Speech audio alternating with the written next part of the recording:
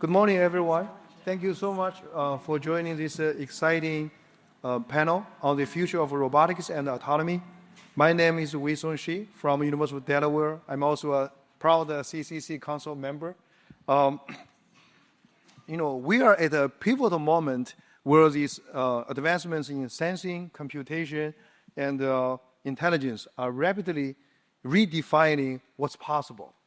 And today, our four distinguished panelists will share their thoughts about where we are headed and what it means to the society, research, and education. So before we start, let me briefly introduce our distinguished panelists.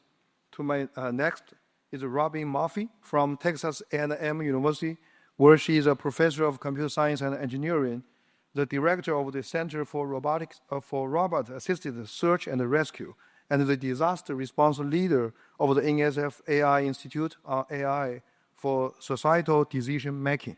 So she is a founder of the fields of rescue robots and human-robot interaction, and has deployed ground, area, and marine robots for over 30 disasters in 5 countries. Her current research focuses on emergency informatics. Let's welcome Robin. So next is Melanie Moses from University of New Mexico, where she is a professor of computer science and the chair of the New Mexico AI Consortium.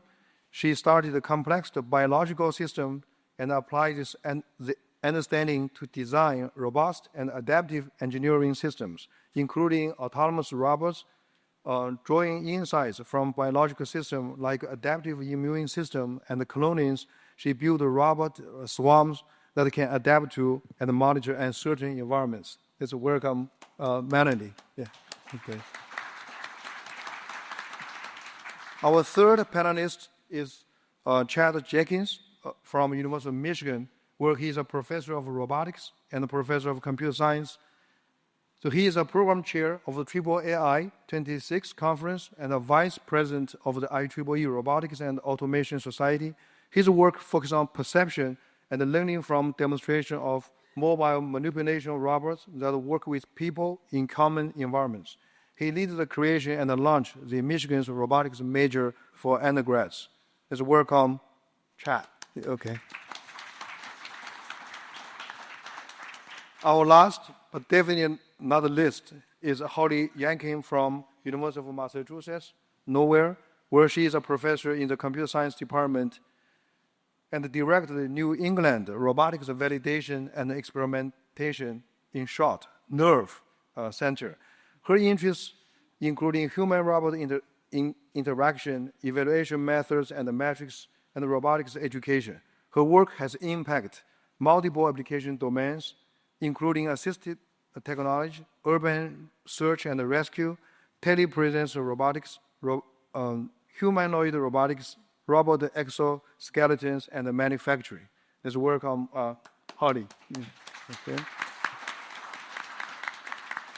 So this panel will be structured in 3 parts. First, each panelist will give a 5-minute open statement addressing 2 questions which I shared with them in advance. After these presentations, I will pose a couple of follow-up questions to spark the conversation. And finally, we will open the floor to the audience for about, depending on the time, 15 minutes for the audience Q&A. So please be thinking about the questions you would like to ask. So without further ado, we were starting the. So you guys, you will be since you have to save the time, you were just sitting here. Is that okay? Or you prefer standing here? I'd like to see my slides. Yeah, slide. You want to see? You want to see the? You can't see the slides here, right? Okay, then I guess switch. Are we to the slides? Yeah. That's not my slide. So here are the questions I asked them to try to answer. As you know that many panelists not necessarily exactly follow this, but it's okay. Our first one, go ahead, Robin. So how many of y'all are academics? All righty. We just finished up finals and everything. I got a little quiz for you. We're doing some quiz. Is this what you think of when you think of disaster robots? Yeah, probably some, a little bit. We're going humanoid. We're using a little bit of military tech. Keep on. We got the DARPA triage program, all that. Next slide, please. Next slide. Yeah. Yep. Okay, now, but let's think. One of our recent disasters, a Surfside condo collapse in Miami. Now, you start looking at that, you see that half that building collapse. Well, half of it stood. Maybe that robot could get into the part that already stood up, 15 minutes to get everybody out. That seems a little much to expect. But that collapsed area that you're looking at, 98 people died. 9 people, when they did the autopsies, showed no sign of crush syndrome death. They might have died waiting for responders. Okay, so how do we get to them? And we're talking about spaces this big. That's not going to work. All right, so, lots of things to be done, lots of things there, but that may not be the future or the challenge. And this is, look, it worked way too well. That's Hira. You want me to help you move back? Yeah, let's How about that? Did anybody mention my name's Murphy and Murphy's Law? All right, so now, what about this? Aerial vehicles, they're hot, right? Drones, little small drones, inexpensive. Yep, that's what we're looking at now. That is actually the state of the art, maybe not all the cute little laser communications and that. And what's nice about this is, what I like about this slide is it conveys that maybe you could also be doing this before the disaster, getting that elevation map, all of the social vulnerability days before, and start planning, using your predictions from the civil engineers and from the land use people and pulling it together so that the disaster you can start to mitigate it before it even happens. Okay, but what's the real future? There's a lot going on there. You've got morphology, you've got communications, you've got autonomy, and those are autonomous, and that is the state of drones right now. What's the future? Take it away. Next slide.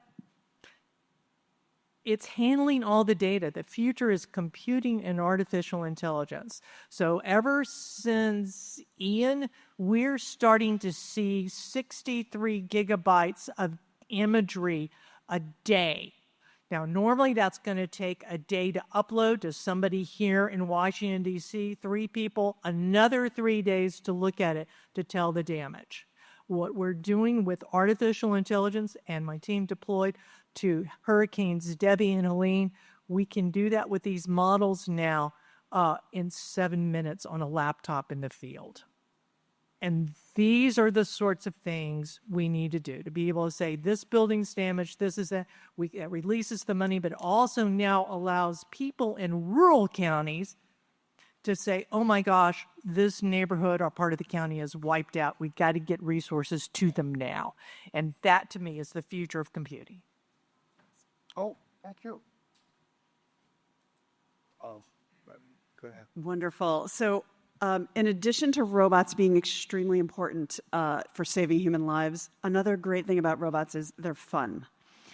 So that picture there shows our NASA Swarmathon. This is a competition that we ran for 1,500 students around the country. They built robots.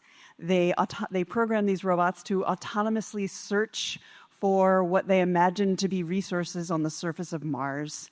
And we all traveled to Kennedy Space Center to engage in this competition, where the students were behind that wall that you see there, watching their robots compete as though they had uploaded the code to Mars. They were unable to do anything, so they had to watch their robots succeed and fail right in front of them. And it was tremendously fun and exciting. And so we actually came to this work because we had been developing robots that were inspired by nature, as most of my work has been. We built swarms of robots that were inspired by foraging ants.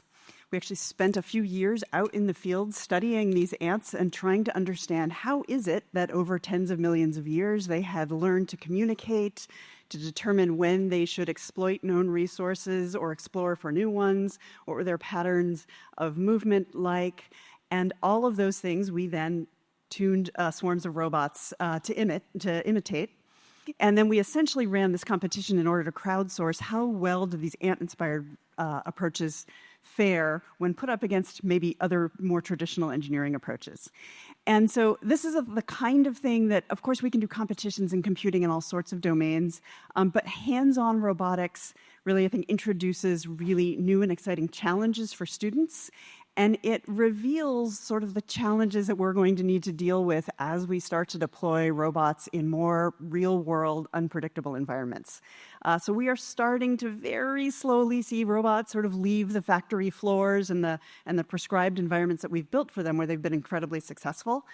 I argue that if we want to see robots that can interact in really unpredictable environments that are going to become even more unpredictable when we put robots in them, and those robots make autonomous decisions and change those environments, change their interactions with humans, we're going to have to rely on more evolutionary and learning principles the way that nature has. So I'm imagining a future in the next 5 to 10 years where we really do see what we have seen sort of through evolutionary time, which is an explosion of formats of robots, different materials that they are made of, different forms that will achieve different tasks, like, some robots that will be able to walk into buildings and lift people out, and other robots will have other forms. And so I think we need to embrace some of the uncertainty of what these different forms that may be needed to be trained in particular environments, what are those, how are we going to ensure that those things actually are beneficial to humanity, and guarding against some of the safety implications that we might encounter. So in one sense, I think we're going to see a sort of an evolutionary and learning approach to robotics, which opens up possibilities for robots doing things that we might not expect. On the other hand, I think a traditional sort of move fast and break things kind of approach is not what we want in robotics, right? You don't want that robot in your house to be moving fast and breaking your arm, or breaking your dishes, or breaking your cat, right? So there are things that we really... We need to save the cats. And so I think an important aspect of robotic research is really how do we incentivize the safety that we care about while we enable levels of experimentation in the natural and human-built world that we haven't seen so far. The second picture there is showing our robots in Grindavik in Iceland. This was the town that last year was overrun by lava flows. It's a great little town. We actually got all of our supplies there during this research. It was a couple of months before then. In this case, we're flying robots. It's an individual one. We fly teams of robots through actively erupting volcanoes to gather data for our geoscientist collaborators. And this really kind of exhibits, that sort of dangerous work. Obviously, we don't want our geoscientists to get as close to the volcanoes as they typically do during their field research, and so we can use robots for this purpose. And this also indicates, there is an incredible amount of, when we can deploy robots in the real world, in the field, there's an incredible amount of real world benefit that we can gain. So here we were capturing the gases emitted from volcanoes in order to real time understand the source of the carbon, the likely duration of the volcano, all sorts of information that was inaccessible to scientists before that we can gather, right, when we can put robots in these unpredictable environments. So I think I will end there by just saying that I think robots provide both a test bed where we obviously need AI to advance robotics, but we will also use robotics to advance AI, meaning that these embodied, situated experiences from robots are going to be ways that we get grounded artificial intelligence that understands real-world physics, because if it doesn't understand real-world physics, right, these things are impossible. So I'm really excited about the future of this co-evolution of robotics and AI in the natural world. I will leave it there and pass on to Chad. Thank you, Melanie.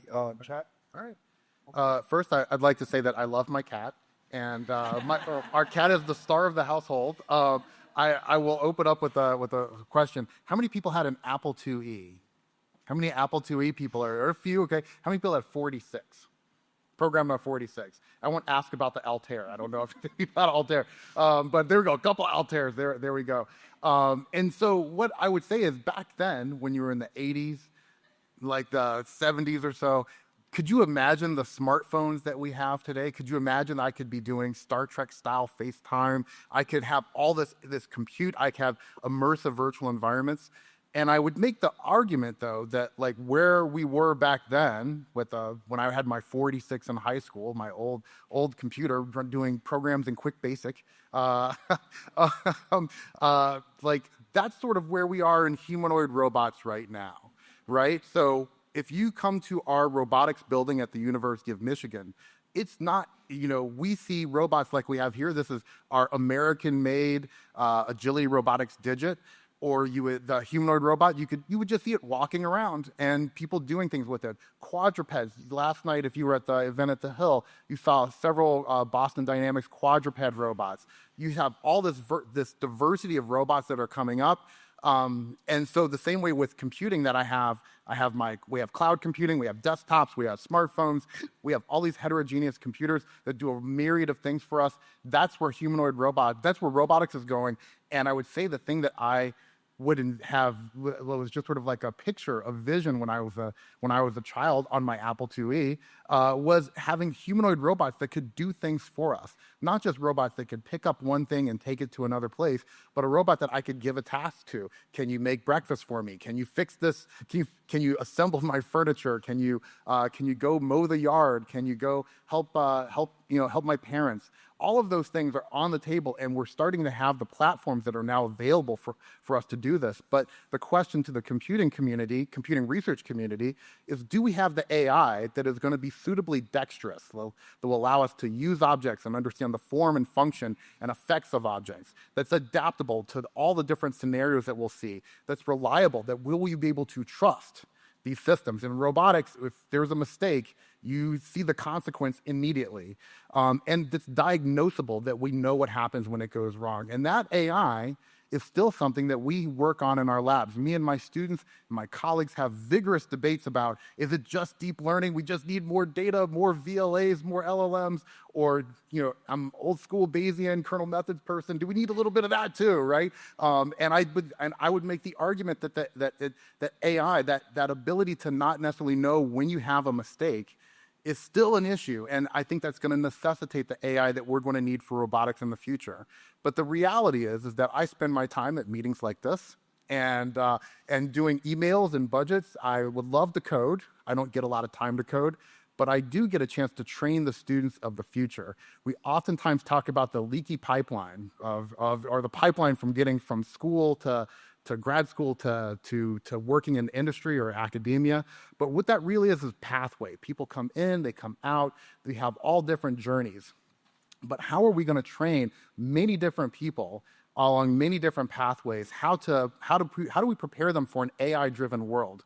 I think somebody asked in the last session, what are the things that we need to be teaching students? I would love to teach them about path planning, about stochastic gradient descent, and all of those things. But one thing that we definitely need is prompt engineering. How are we going to use these AI tools?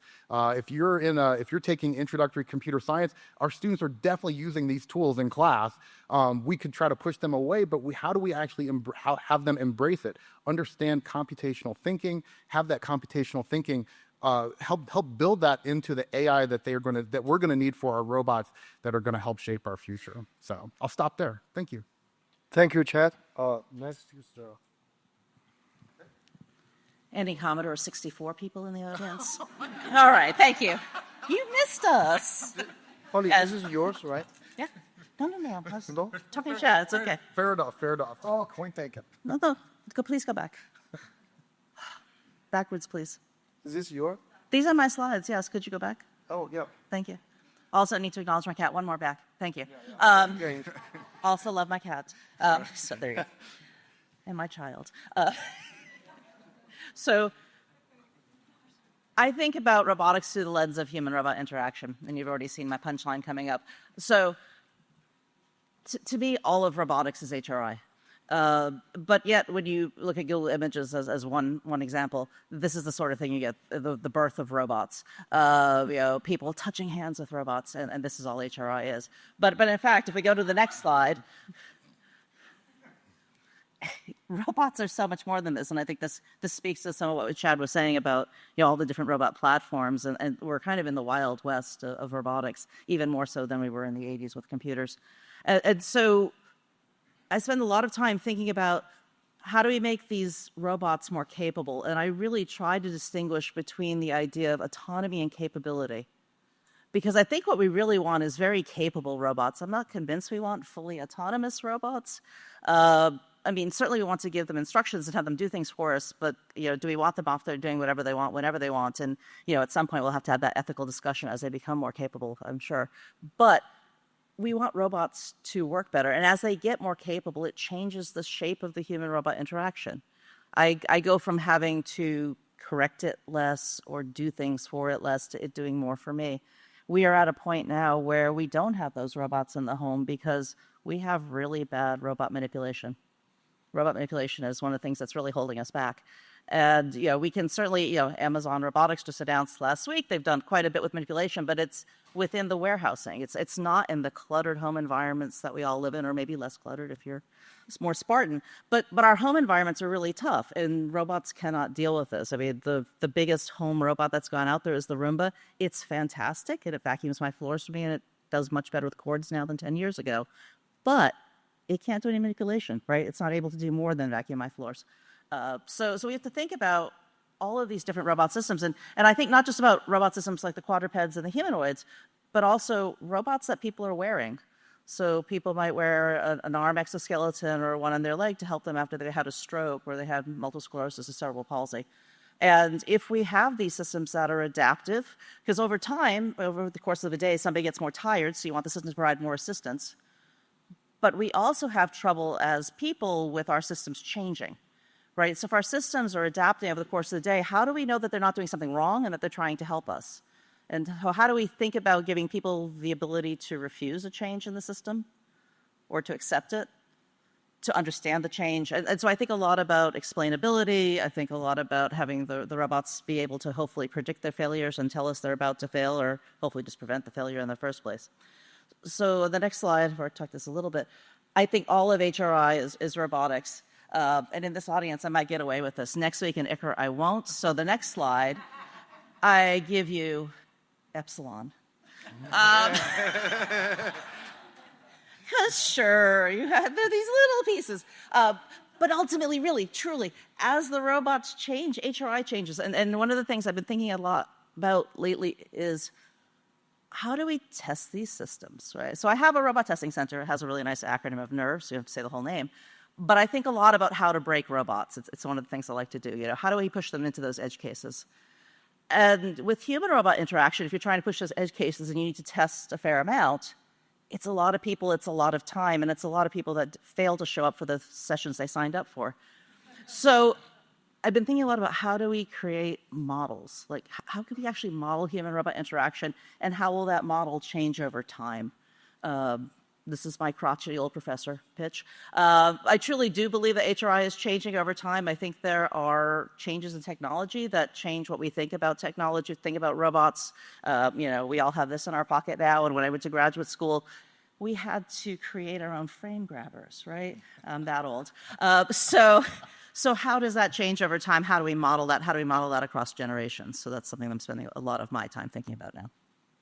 Thank you, Holly. I think that we are, our panelists have done a great job. So not just on the content, was the vision they share with us, but also on the timing. So now we actually is back to the time. Thank you so much for sharing the vision. I don't know how many of you watched the movie The Wild Robot last year.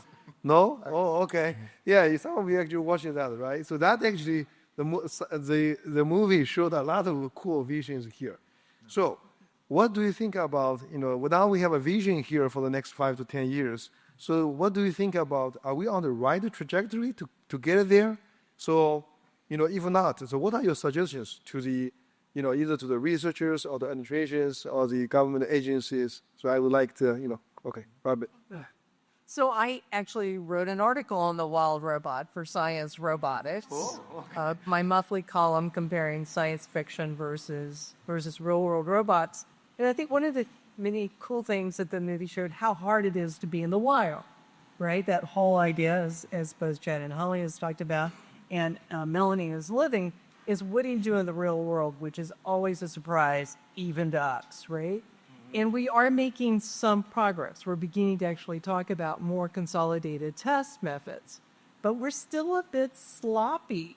I mean, one of my former grad students, part of his PhD, went back and did a literature review of how snake robots were tested. And he found 15 different test beds, and you couldn't compare one to the other. Each test bed had been constructed to accentuate that one cool, and definitely cool, part of that technology, but not to allow comparison across platforms, and certainly not across domains. So I think there's a lot of work to do, and I came back to dev testing. So test it. Keep that in mind. You could work on that as a proposal. All right. Yeah. Excellent. I will add to that I think in addition to computational thinking, we need our students to engage in interdisciplinary thinking. And so, as people who work in robotics, we have begun to establish ways to work with computer scientists, to work with engineers, those who maybe are working on autonomy, to work with maybe our theoretical colleagues in computer science and get from that, theory to something that might work out in the field. We've had a little bit of success in that domain. But related to HRI being most of robotics, I do think that for robots to be useful to humans, they've got to learn how to interact with humans. And that means we really need to learn a lot more from social scientists and people who understand how humans think and what humans want and how that interaction can go forward, not just in the immediate interaction, but what is the actual end game here, right? And so if we have humans thinking about, we want a robot that might work in your kitchen, is this going to work by changing the way humans interact with robots? And in that might include, we might all need to change our cabinet doors, right? Because the robots aren't, the cabinet doors were designed for human hands and fingers and manipulation. So the thought of, and so maybe we need to be working more with architects, right? I think we really need to broaden our vision of how robots are situated in a human, social, and an architectural environment to bring in that kind of thinking and to recognize when we need domain experts, and there are experts in all of these domains, to bring into the robotic discipline. So that's something that I would hope that we really embrace as a research challenge in computing. To work and play well with others. So I come back to this old adage, which is let 1,000 flowers bloom, or more, I should say, in the current climate. We should plant 1,000 flowers and let them bloom and grow. I think we don't always know where the great innovations are going to come from. When I was a graduate student, nobody talked about neural networks. In fact, Beth led the tire tracks. We did tire tracks to subway maps, right? We had a great talk from Alex Feibel, who talked about neural networks and how they were considered neural nuts, and they had to go all over to many places outside the United States to get funding to develop the ideas that became what we now call artificial intelligence, but was on the margins back then. I think the same thing holds true for robotics. There's a variety of different ideas within our discipline, unrelated disciplines that we should bring in that will allow us to make the humanoid robots of the future. I think the thing that is on the horizon that we need to be able to do, speaking to manipulation and dexterity, is that when you see somebody and they have a humanoid robot that they can stand next to and they can work with and they can interact with physically, and you can do something like build a structure together, that's when you know it works. When somebody is putting their real self next to that robot and putting their own life on the line, I think that's when you know it's real and it's very capable. And we're not quite there yet, but we are so much closer than I thought we were going to be probably 10, 20 years ago. Good. I'm going to come back to education and suggest that all of our computer science students and all of our students maybe should be issued a robot. And some of them can build their own robot, the mechanical engineers. But I think that we have had AI and robotics. AI is getting more central in our CS curriculum. I think robotics is still fringe. And I do think that the embodied AI is really important. I think it's a way that we need to move artificial intelligence in general, right? it's great that we've got these large language models, but then the real world is the real world, right? And so how are we going to have our systems understand physics and how to work in the world? And we cannot do that just with a large language model. And I think that our students, one, it's fun. Two, years ago, I created a program called Artbotics, where we were trying to introduce students to computing and bring in middle school, high school, and students who hadn't registered for computer science into computer science. When we taught Computing 1 and we wanted to teach a for loop, we did compound interest tables. In Artbotics, we had a small round robot that they get to put a pen in and create spirograph-like patterns, because they made a pattern, then they get to loop it. And so I think that we need to do some drastic rethinking of our education to get students to be much more hands-on and to get off that screen. Can I riff on Holly's point real quick? Sure. Can you turn me on? I would say that just speaking to that point, and I think what Holly says is incredibly true, because we started teaching introductory programming through robotics, through path planning and image and image classification, semantic mapping.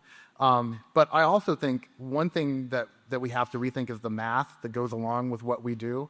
Right now, students face, the most important math class, I would say, for what we do in artificial intelligence and robotics and across many sectors of computing is linear algebra.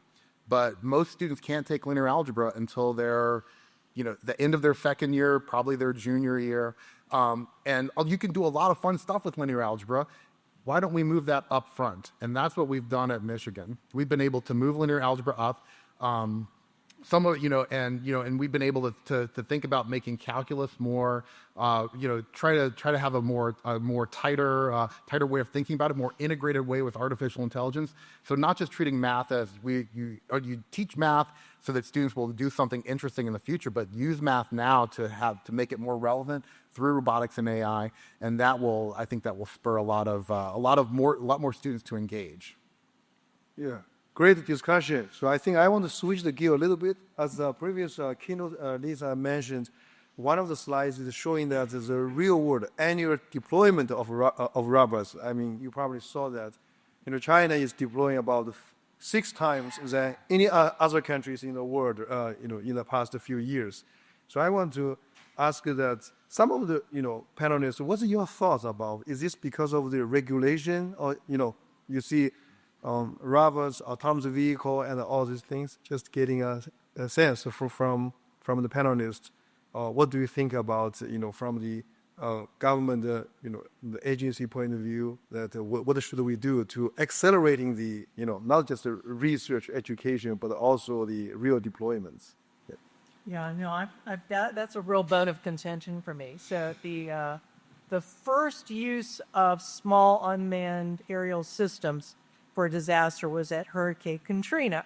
I know, I was there. And I thought, man, these are going to be common everywhere 5 years, because the state of Florida loved it. It was very important during Katrina. So when did FEMA, do you know what date FEMA came up with and allowed small drones to be used by the search and rescue teams, or to reimburse states for using and local municipalities for that? Does anybody know what year? None. They haven't done it. Haven't done it yet. Since 2006, it's been lockstep in regulation. Well, how do we prove they work? And then how do we fund it? And how do we make sure we don't have this? And we don't have them yet. So FEMA refuses. You cannot use it. One of the search and rescue teams tried and said, keep it on the truck, even though you use it at your home city. Nope, we're not taking it. And they have to do in-runs, like use my team to go do things like that. So yeah, I think regulations have an impact. Okay. Any other thoughts? Yeah. I'll jump in with the suggestion that it's not regulation itself, it's the way we regulate. So if we look actually at China and Japan and South Korea, right, they have developed regulatory incentives, right? China has a much stricter AI regulation landscape than we do in the US, and yet they've caught up, right? So it's not regulation itself. I think it's that we need innovation in regulation, right? If we want our regulatory framework to encourage innovation in robotics and computation more broadly, then we need to think about how do we develop incentives? How do we find levers? How do we, I'm involved in a project at the Santa Fe Institute called Emergent Engineering, right? How do we anticipate that the change is going to be far more rapid than our traditional regulatory structure? And so we really need, I think that is a place where research could be incredibly valuable, is how do we change the regulatory environment so that we do ensure safety, but without hampering innovation and things like, I have a colleague, Professor Gibson Rankin in our law school, who talks about seatbelts for AI, right? So lots of things that have been regulated actually spur innovation in safer automobile design. So we need to think, I think, along those terms rather than regulation being, at odds with innovation. I would just say, the number one of the top questions, I won't say the number one of the top questions I get when people learn I'm a roboticist, the first thing they ask is, so where's my robot? Like, where's my robot? Why is it not doing stuff for me? And the reality is they look around, there's robots all over. There's drones in the sky, there's autonomous vacuum cleaners, autonomous cars. There's so many robots out there. But what they're really saying is, how could I actually use a robot? And how is it going to affect my daily life? And that's where I think one of the biggest things, my most interesting projects have come when it's been a collaboration between industry and academia. I do need to have a balance of theory and practice, so we do things in the lab, and so those are basic research, but sometimes we need to get out of the lab and work with people who have real problems. And so being able to work with industry and having projects that we get sponsored together is a huge catalyst. We've seen a lot of patchwork of policy and regulations for robots, and I think many of us in the fields have bemoaned that. But given the current reconciliation bill, I think a lot of us are really worried about the AI provision in that, and thinking about how no states will be able to make any regulations about AI is a little worrying as well, because we have seen states go out at the forefront and allow things happen before the federal government does. And so if we don't do that, if we allow it to all be centralized, I worry that will further stifle innovation. And when I say further, I mean the decimation of our research enterprise right now is, of course, going to stifle that as well. All right, thank you. I think we can open this up for the audience to ask questions. Please introduce yourself and then start. Yeah, go ahead. Yeah, you are first. We take it this way. Yeah. Fascinating panel discussion. I'm Spike Narayan. I'm the Executive Director for Engineering Research Visioning Alliance, IRVA. And like CCC, it's also a visioning organization thanks to the National Science Foundation. The question I have for you is, robotics is one of those areas where I think, Melanie, you touched on it, is very cross-disciplinary. Computer science and engineering come together in significant ways. But the question I have for you is there room for a visioning event around engineering for robotics, or is that already a well-funded and well-researched area? I would like to say that great to see IRVA in the house. I've been seeing I've been a part of CCC on and off for a long time. I'd like to thank Ann Schwartz and Liz Bradley for giving me this shirt. By the way, they gave this shirt was it 2019, I think, like that. But even before then, there was the original robotics road mapping exercises that happened in 2008. So in order to get to this place where we start to see robots all over the place, it's taken some time, and those visions that happened in 2008. Now we're seeing them come to fruition. So I think it's great to think about that visioning. The things that we've talked about are the AI that go on these robots. But when you're thinking about the actual building of the platform, the types of actuators that we have, the type of sensors, the type of power systems that we have, our ability to actuate and move in the world. There's a power weight ratio. Make your robot bigger, you need more power. To put more power, now I got to put more weight on, and I need bigger actuators.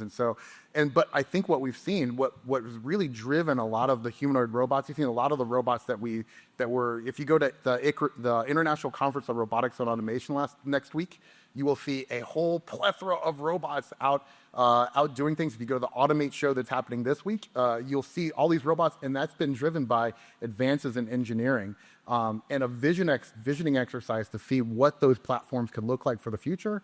I think would be fabulous.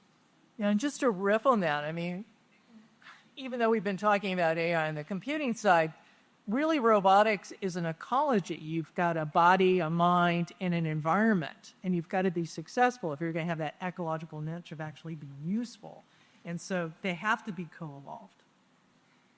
Okay, we'll take question from the, yeah, right. All right. Hi. Ooh, Turn it on the back. It works. Is this on? Oh, Yeah. it is on.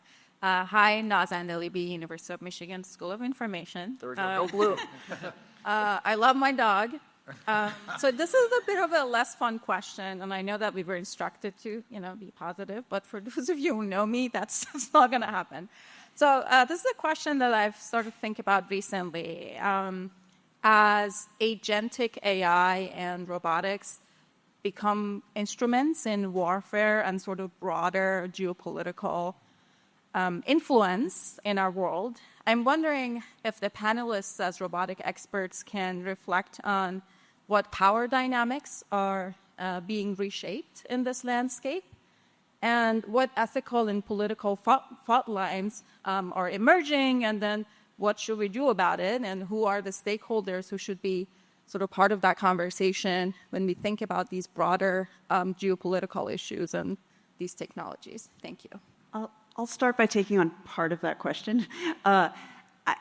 So for me, the moment when I realized how that drones really were going to be used in warfare, in this geopolitical context, and it could be destabilizing was a moment where we had flown our quadcopters over, we'd flown about 2 kilometers linear distance surveying this area, and the robot came back and returned, and a bolt loosened, and it started hurtling toward us right from the sky.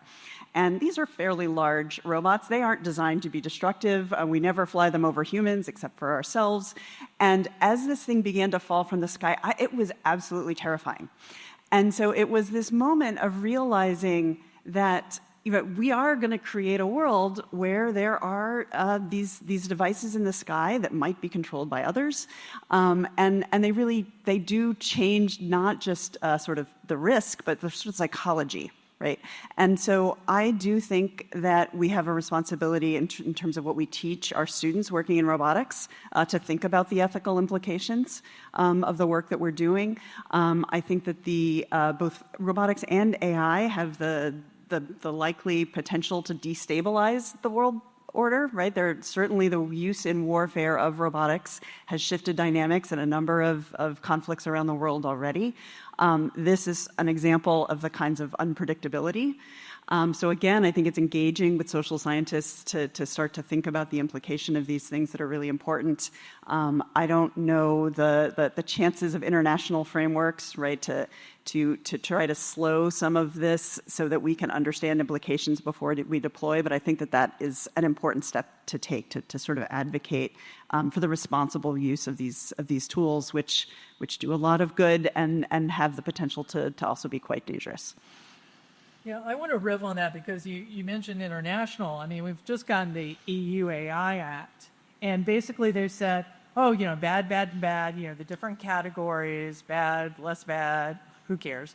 But the super bad category, they exempt military robots, which is sort of like, okay, so now we're back to that ethical issue again, is that's a lot of where some of the ethics are, right?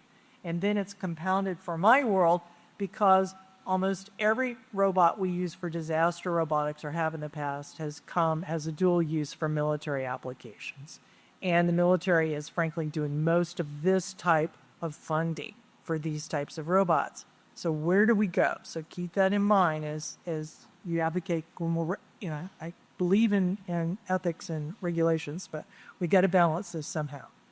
I will also say that I love your question in that we are able to have this discussion about agentic AI, given the essentially almost century of investment.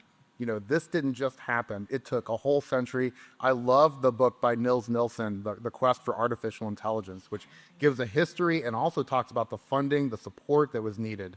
And so that's great. But when I look at the future, I would also say this is an opportunity for us to reach across the entire academy As a roboticist, I have to be sort of an amateur economist, an amateur historian, an amateur legal scholar in order to answer all the different questions, and an amateur sort of science fiction literary person as well. But I can't answer those questions, right? These are things where we have to have support and also engagement with different parts of the academy that can help us answer those questions.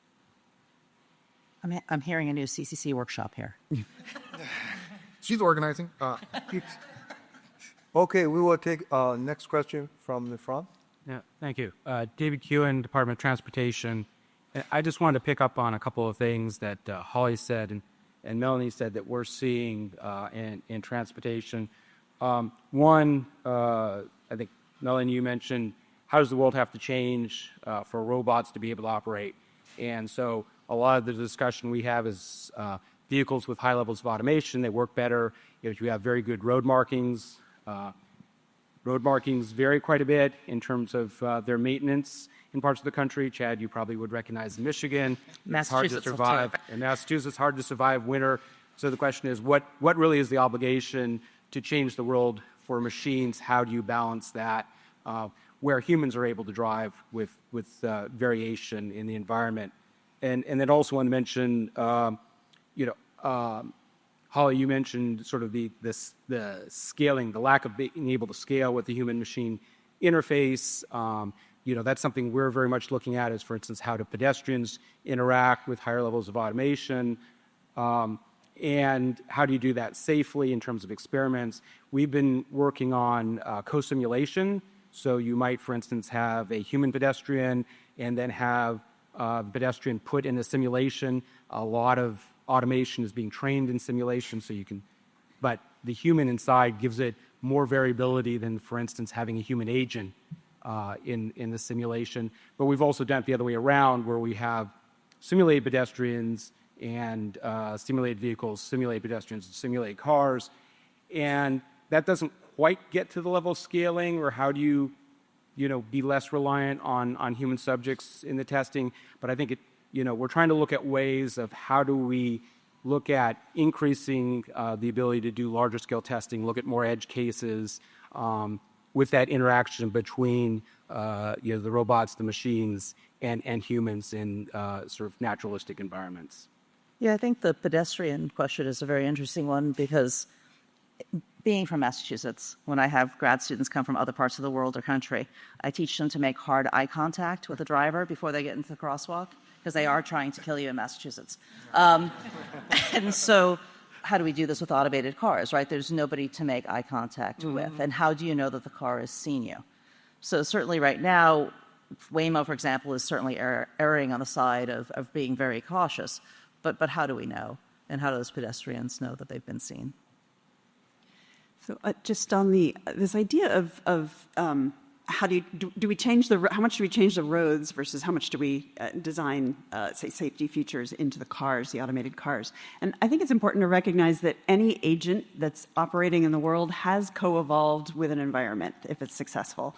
And so I think there's just a constant question of where is, it's a cost-benefit analysis. When is it beneficial to change the roads so that the roads are well designed for, and the human pedestrians who are using those, the rules, that they're well designed for automated systems? And when is it better to change the automated systems so maybe they behave more like humans who the roads were actually designed for?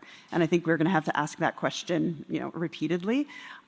Because there will be times where I think changing the environment is the easier and simpler and more cost-effective approach. But I think it's that recognition that we, over time, have built, all of our environment incredibly successfusely for humans, right? We make this room approximately the right temperature with approximately the right lighting, and all of these things to make it comfortable and useful for us. And if we want robots to interact with us, they either have to adapt to that, or we're going to have to sort of change the environment that they work in. And I think that's exactly the right question. When to do which, based just on the cost benefit, is the way forward. We also might find that improving markings could improve driving for humans too, though. It is hard when there are no lane markings to drive on a road. The roads are not always well designed for humans. Yeah. No. Okay, thank you. We can take maybe at most 2 questions. So I think yeah, go ahead. So Hassoun, Tufts University in Massachusetts, and I do give eye contact to drivers, and I was like, thank you for a very inspirational panel. My question is about aging and robotics and HRI. 1 out of 4 people over 55 will have dementia, and 17% of our population is over 65 years of age. So what are the roadblocks for developing assistive technologies or HRIs or what have you to really help with that very needy population? I just want to go first and say, because Soha has a child at Michigan, go blue. I would offer that. 2 children. Two children at Michigan. There we go. I will add. You'll get a more informed opinion from others on the panel, but I would say that I believe that providing care using robotic technology to provide care for our aging and disabled population is probably one of the biggest value propositions that we have out there.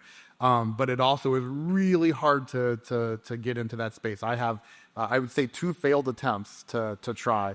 And I don't think it's necessarily the technology, it's organizational. It's, all the things that Holly, when you say HRI, is robotics minus epsilon, this may be the counterpoint to that, right? How do we build that bridge? How do we get funding for it? How do we bring these worlds together is just, I think a huge challenge, and we don't necessarily have the support to really do that just yet. And I can say this as my dad is in memory care right now. I would really love to have these technologies for him, and by the time I get there myself. How do we get them paid for by Medicare and Medicaid, which is one of the biggest problems too. Also, technology abandonment is a problem. We are working on these issues on CoPI. I have an AI institute called AI Caring. Beth is cheering because Beth is also on AI Caring, where we're looking at technologies and AI to help people with myocognitive impairments and their caregivers. So a lot of that has been voice so far. We were funded as a human AI interaction AI institute, but we also sneak in a little bit of robots in there as well. So there are lots of issues to consider. We even looked at things like using Astro in people's homes. This is the Amazon robot.